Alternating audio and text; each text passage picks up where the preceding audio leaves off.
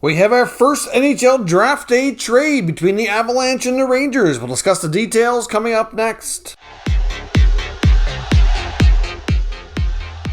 So welcome back to another video here at Top Shelf Hockey. As I mentioned, we have our first trade of the draft day. Of course, the first round of the 2022 NHL Draft goes later this evening, Thursday, July 7th. So we have a trade between the Avalanche and the Rangers, which is going to kick off the goalie carousel here. All aboard the goalie carousel, which we know is going to be probably go fast and furious here. And there appears to be more teams looking for starting goaltender or a 1A, 1B goalie than there might even be goalies to go around. But we do have a deal with the Avalanche acquiring goaltender Alexandar Georgiev from the New York Rangers in exchange for 3 separate draft picks. They get a 2022 third round pick, a 2022 fifth round pick, and a 2023 third round pick. Of course, as most of you probably know, we've talked about it on the channel before, but Georgiev wanted out of the Rangers organization because he wanted an opportunity to play more minutes and get more of a starting role. Obviously, with Igor Shesterkin kind of taking over the starting job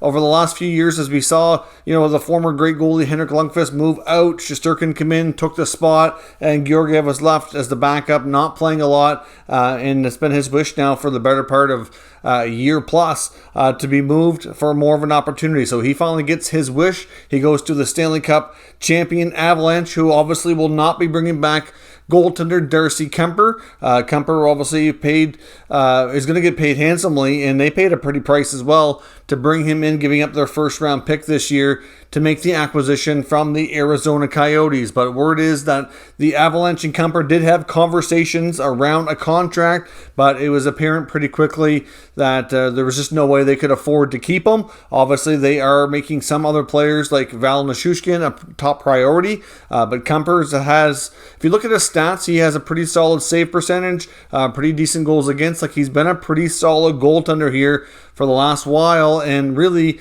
has a Stanley Cup ring to his name now, so his value has certainly gone up. He probably has opportunities based on what his agent feels on free agency to get much more money than the Avalanche can really afford to pay him. So it's he'll be moving on by the looks of things. You have to think that the Leafs will have a conversation with him, although I don't know that he's going to be any cheaper than Jack Campbell.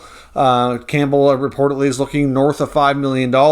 I don't really know what Kuemper is going to end up getting on an AAV, but I would think it wouldn't be drastically different from that. Of course, the New Jersey Devils, we know, are on the hunt for a goaltender as well, and they seem to have their hands in a few different areas. You've also got the Minnesota Wild are trying to keep Marc-Andre Fleury. If Fleury departs, I'm not sure what they're going to do. I don't imagine they go for another one of the other guys, but you just never know because they are content having a Fleury Talbot tandem. I mean, if Fleury leaves, where else would they go? I'm not sure what they're going to do.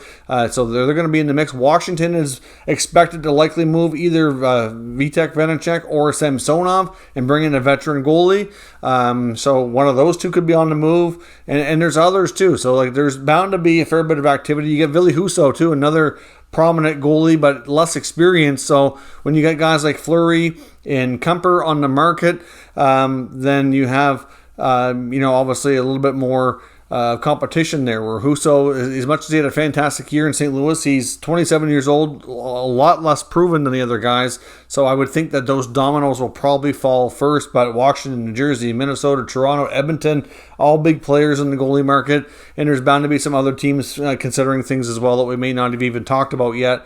So overall, this is a pretty good trade. I don't think the Avalanche have given up a whole lot. There was reports that the Rangers might not come off their asking price of a fairly high pick and a prospect was what the rumored asking price was for quite some time for Georgiev, and obviously Drury pulls the trigger here on 2 mid-round picks and a 5th rounder, so that's really not a bad deal. I like it for both sides. The Rangers didn't probably get quite as much as they were hoping for, but given the fact that he had such limited playing time and teams knew that he wanted to be moved, I don't really think teams were going to pay the asking price that he was looking for. So obviously that opens up a spot as a backup goalie with the Rangers, gets him some more draft capital, and he gets to go to the defending champions, where he'll likely work in a 1A, 1B scenario with Pavel Francouz, who we've learned through these playoffs the Avalanche were also very comfortable with.